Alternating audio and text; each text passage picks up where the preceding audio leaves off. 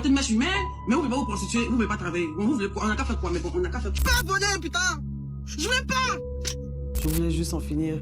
Je voulais limite me aller en prison même.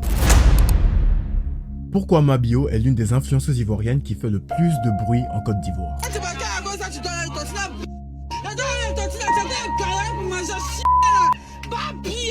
Moi, Mabio, il y a encore 4-5 mois, je ne la connaissais pas. J'avais entendu son nom, mais j'avais jamais vu à quoi elle ressemblait et je l'ai découverte sur TikTok dans cette vidéo. Coucou les amis, alors c'est Mabio chez Brut. Je suis à Paris et je suis chez Brut.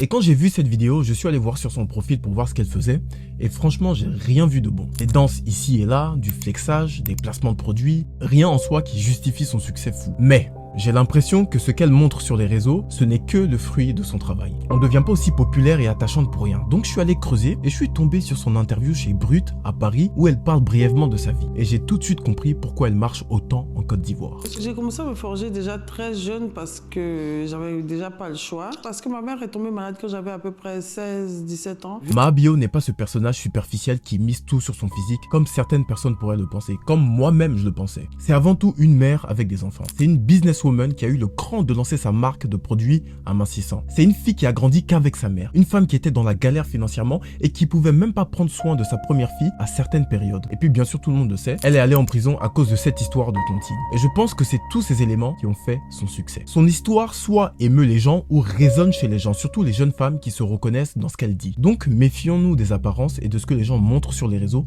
parce que c'est pas tout qu'ils montrent. En tout cas Mabio, bravo parce que tu as prouvé que tout est possible.